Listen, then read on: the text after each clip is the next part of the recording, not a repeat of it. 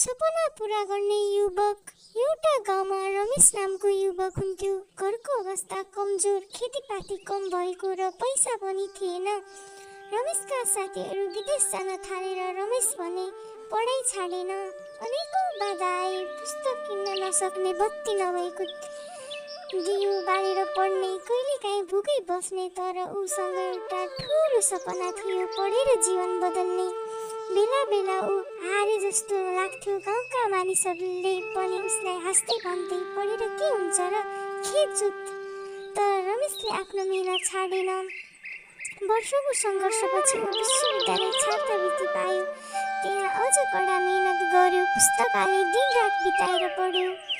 केही वर्षपछि ऊ त्यही गाउँ फर्केर शिक्षक बन्यो। जो गाउँलेहरू पहिले ऊमाथि हाँसेका थिए, ती गाउँलेहरू गर्वले आज हाम्रो उमेश गुरु बन्यो भन्छन्।